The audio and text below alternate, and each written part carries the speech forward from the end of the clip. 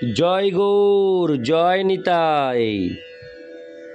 আজ 6ই জ্যৈষ্ঠ 1432 ও 21শে মে 2025 বুধবার। আজ আমি শ্রী চৈতন্য চরিতামৃত পাঠ করছি। আজ আমি পাঠ করছি চৈতন্য চরিতামৃতের মধ্যলীলা প্রথম খণ্ড, প্রথম পরিচ্ছেদ, শ্রী চৈতন্য মহাপ্রভুর শেষ লীলার সংক্ষিপ্ত বিবরণের শ্লোক 185 থেকে 196। নারায়ণ হে নারায়ণ, ভবভয়হরণম নারায়ণ। শ্লোক 185। দুই গুচ্ছ তৃণ দুহে দর্শনে ধরিঙ্গা, গলে বস্ত্র বান্ধি পড়ে দণ্ডবত হঙ্গা। শ্লোকার্থ: অত্যন্ত নম্রতা সহকারে তারা দুই গুচ্ছ তৃণ দন্তে ধারণ করে গলবস্ত্র হয়ে মহাপ্রভুর চরণে দণ্ডবত প্রণতি নিবেদন করলেন। ইতি শ্লোক 185। শ্লোক 186। দৈন্য রোদন করে আনন্দে বিহব্বল, প্রভু কহে উঠো উঠো হইল মঙ্গল। শ্লোকার্থ: শ্রী চৈতন্য মহাপ্রভুকে দর্শন করে দুই ভাই আনন্দে বিহ্বল হলেন এবং দৈন্যবশত ক্রন্দন করতে লাগলেন। শ্রী চৈতন্য মহাপ্রভু তখন তাদের বললেন, ওঠো ওঠো, তোমাদের পরম মঙ্গল সাধিত হলো। ইতি শ্লোক 186। শ্লোক 187। উঠি দুই ভাই তবে দন্তে তৃণ ধরি, দৈন্য করি স্তুতি করে করজোড় করি। শ্লোকার্থ: দুই ভাই তখন উঠে পুনরায় দন্তে তৃণ ধারণ করলেন এবং দৈন্য সহকারে করজোড়ে শ্রী চৈতন্য মহাপ্রভুর স্তুতি করতে লাগলেন। ইতি শ্লোক 187। শ্লোক 188। জয় জয় শ্রীকৃষ্ণ চৈতন্য দয়াময়, পতিত পাবন জয় জয় মহাশয়। শ্লোকার্থ: পরম দয়াময় পতিত পাবন শ্রীকৃষ্ণ চৈতন্য মহাপ্রভুর জয়, পরমেশ্বর ভগবানের জয়। ইতি শ্লোক 188। শ্লোক 189। নিচ জাতি নিচ সঙ্গী করি নিচ কাজ, তোমার অগ্রেতে প্রভু কহিতে বাসিলাজ। শ্লোকার্থ: প্রভু, আমরা সবচাইতে অধঃপতিত স্তরের মানুষ, আমাদের সঙ্গীরাও অত্যন্ত নীচ এবং আমরা অত্যন্ত নীচ কাজ করি। তাই আপনার সামনে আমরা নিজেদের পরিচয় দিতে লজ্জাবোধ করি, এমনকি আপনার সামনে আসতেও আমরা লজ্জাবোধ করি। তাৎপর্য: এই দুই ভাই শ্রীরূপ ও সনাতন, তৎকালীন দবির খাস ও সাকর মল্লিক, যদিও পবিত্র কর্ণাটকের ব্রাহ্মণ কুলে জন্মগ্রহণ করেছিলেন, তবুও নিজেদের নিচ জাতি বলে পরিচয় দিয়েছিলেন। আসলে তারা অতি উন্নত ব্রাহ্মণ কুলোদ্ভূত ছিলেন। দুর্ভাগ্যবশত মুসলমান নবাবের মন্ত্রিত্ব গ্রহণ করার ফলে এবং মুসলমানদের সঙ্গে মেলামেশা করার ফলে তাদের আচার আচরণ মুসলমানদের মতো হয়ে গিয়েছিল। তাই তারা নিজেদের নিচ জাতি বলে পরিচয় দিয়েছিলেন। জাতি শব্দটির অর্থ হচ্ছে জন্ম। শাস্ত্রের নির্দেশ অনুসারে জন্ম তিন প্রকার। প্রথম জন্ম হচ্ছে শৌক্র, পিতার ঔরসে মাতৃগর্ভে। দ্বিতীয় জন্ম হচ্ছে সাবিত্র, সংস্কার বিধি গ্রহণ। এবং তৃতীয় জন্ম হচ্ছে দৈক্ষ, সদ্গুরুর কাছে ভগবত ভক্তি অবলম্বন করার জন্য দীক্ষা গ্রহণ, হরে কৃষ্ণ, নীচ বৃত্তি গ্রহণ করার ফলে এবং নীচ মানুষদের সঙ্গ করার ফলে মানুষ স্বাভাবিকভাবেই নীচ হয়ে যায়। দবির খাস ও শাকর মল্লিক গো ব্রাহ্মণদ্রোহী মুসলমানদের সঙ্গে সংঘ করেছিলেন। শ্রীমদ্ ভাগবতে সপ্তম স্কন্ধে বর্ণনা করা হয়েছে যে প্রতিটি মানুষই বিশেষ কোনো শ্রেণীভুক্ত। শাস্ত্রে বর্ণিত বিশেষ লক্ষণের দ্বারা কোনো ব্যক্তিকে চিনতে পারা যায়। যার যে লক্ষণ, সেই লক্ষণ অনুসারে সে বিভিন্ন স্তরে অধিষ্ঠিত হয়।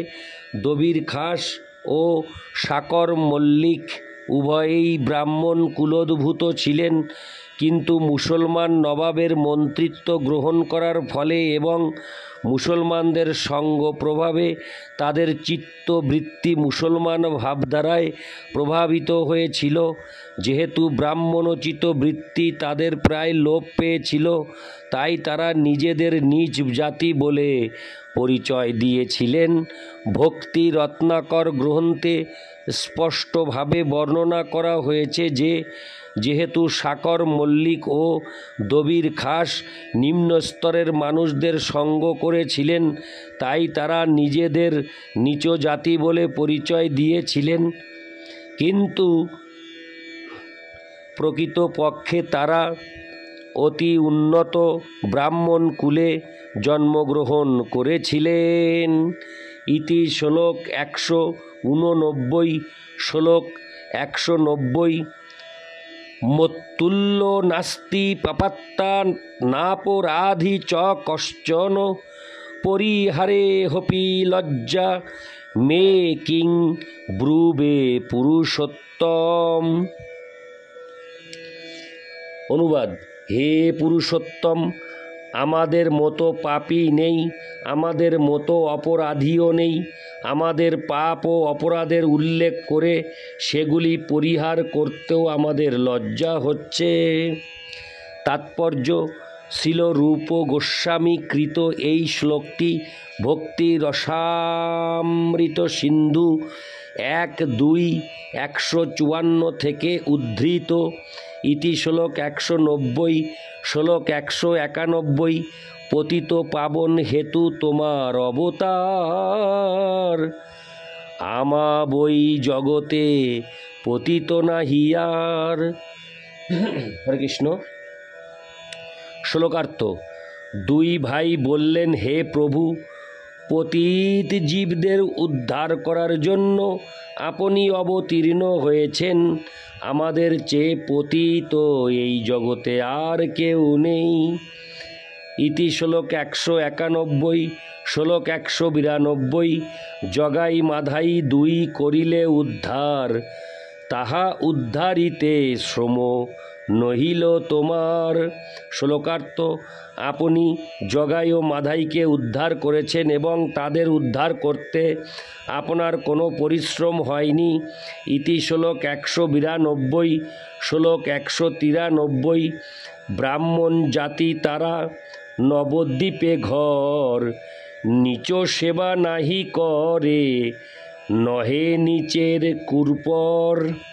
শ্লোকার্থ: জগাই ও মাদাই ছিল ব্রাহ্মণ কুলোদ্ভূত এবং তারা ছিল পুণ্যভূমি নবদ্বীপের অধিবাসী। তারা কখনো নিচ স্তরের মানুষের সেবা করেনি এবং তারা কারো নিচ কাজ সাধনের মাধ্যমও ছিল না। ইতি শ্লোক 193, শ্লোক 194। সবে এক দোষ তার হয় পাপাচার, পাপরাশি দহে নামা ভাসেই তোমার। শ্লোকার্থ: জগাই ও মাদাইয়ের, হরে কৃষ্ণ, জগাই ও মাধাইয়ের কেবল একটি মাত্র দোষ ছিল, তারা পাপ কার্যে আসক্ত ছিল। কিন্তু আপনার পবিত্র নামের আভাসেই কেবল সমস্ত পাপরাশি ভস্মীভূত হয়ে যায়। তাৎপর্য: শ্রীল রূপ গোস্বামী ও সনাতন গোস্বামী নিজেদের জগাই ও মাধাইয়ের থেকেও অধম বলে ঘোষণা করেছিলেন।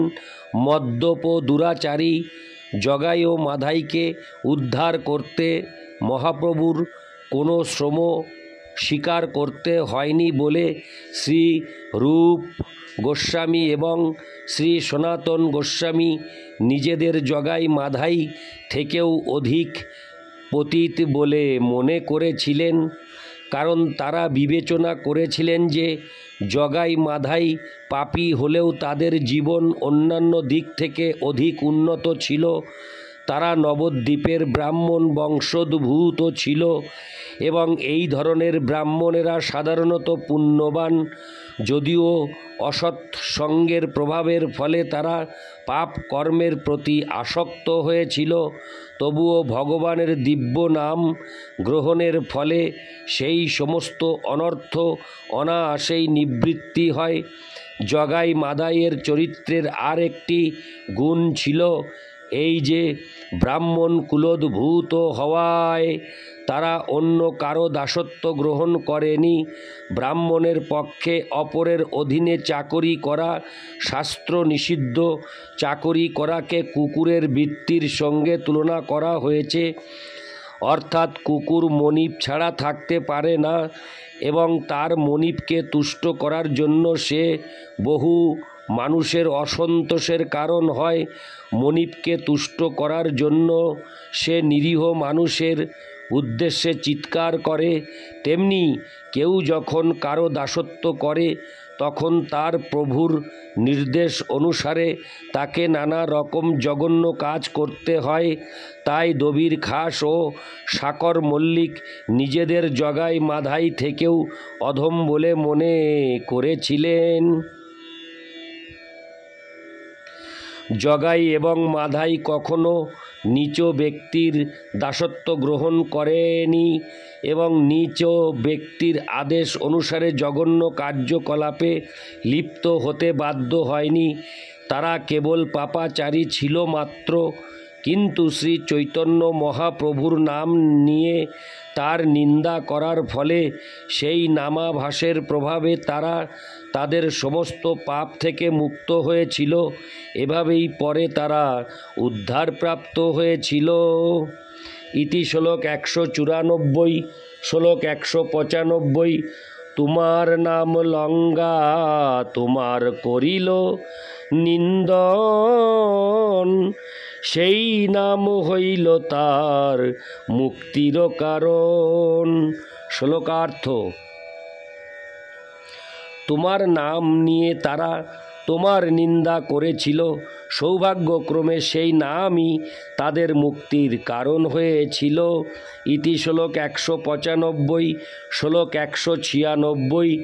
জগাই মাধাই হইতে কোটি কোটি গুণ, অধম পতিত পাপী আমি দুইজন।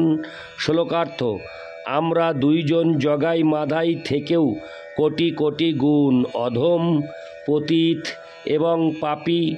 ইতি শ্লোক 196, শ্লোক 197। ম্লেচ্ছ জাতি ম্লেচ্ছ সেবী, করি ম্লেচ্ছ কর্ম, গো ব্রাহ্মণ দ্রোহী সঙ্গে আমার সঙ্গম। শ্লোকার্থ: প্রকৃতপক্ষে জাতিতে আমরা ম্লেচ্ছ, কেননা আমরা ম্লেচ্ছের দাসত্ব করি। আমাদের কার্যকলাপও ম্লেচ্ছের মতো এবং গো ব্রাহ্মণ বিদ্বেষী ম্লেচ্ছদের সঙ্গে আমরা সঙ্গ করি। তাৎপর্য: ম্লেচ্ছ দুই প্রকার, জন্ম অনুসারে ম্লেচ্ছ ও সঙ্গ দ্বারা ম্লেচ্ছ। শ্রীল রূপ গোস্বামী ও সনাতন গোস্বামীর এই উক্তির মাধ্যমে আমরা জানতে পারি যে ম্লেচ্ছদের সঙ্গ প্রভাবেও চরিত্র কলুষিত হয়। বর্তমানে ভারতের অনেক রাষ্ট্রপ্রধান হচ্ছেন তথাকথিত ব্রাহ্মণ, কিন্তু ভারতের বহু প্রদেশে কসাইখানায় প্রতিদিন গো হত্যা হচ্ছে এবং বৈদিক সংস্কৃতির বিরুদ্ধে প্রচার হচ্ছে। বৈদিক সভ্যতায় আমিষ আহার ও মদ্যপান সম্পূর্ণ নিষিদ্ধ ছিল, কিন্তু বর্তমান ভারতবর্ষে আমিষ আহার ও মাদক দ্রব্য গ্রহণ করতে অনুপ্রাণিত করা হচ্ছে। তথাকথিত সমস্ত ব্রাহ্মণেরা সারা রাষ্ট্রে নেতৃত্ব প্রদান করেছেন এবং তারা যে কত অধঃপতিত হয়েছেন তা সহজেই অনুমান করা যায়। এই সমস্ত তথাকথিত ব্রাহ্মণেরা মোটা টাকা পাওয়ার আশায় কসাইখানা খুলতেও অনুমতি দিচ্ছেন এবং এই ধরনের জঘন্য কার্যকলাপ বন্ধ করার জন্য প্রতিবাদ না করে বরং এই কর্মে অনুপ্রেরণা দিচ্ছেন।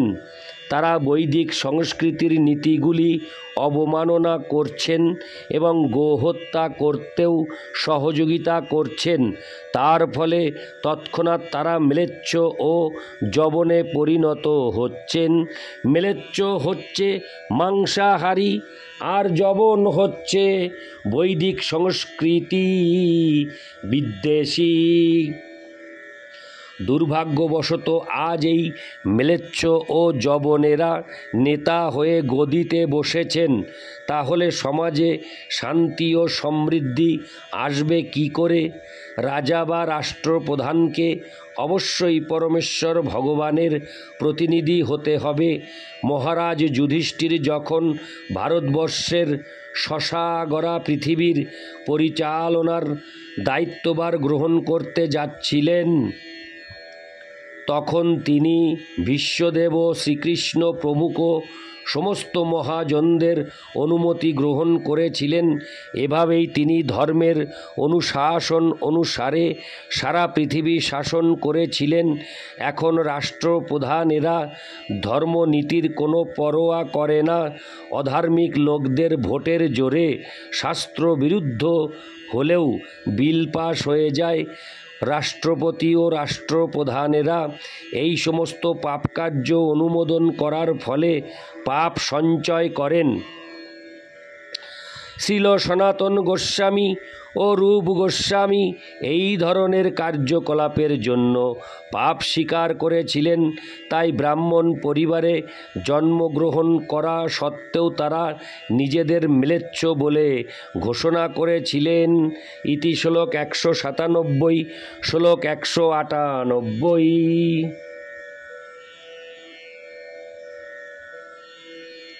হরে কৃষ্ণ।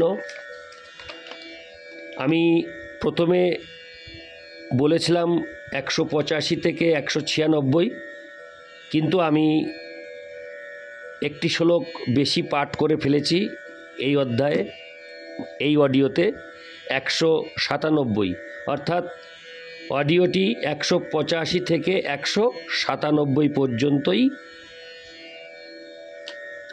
রইল। নারায়ণ হে নারায়ণ, ভবভয়হরণম নারায়ণ।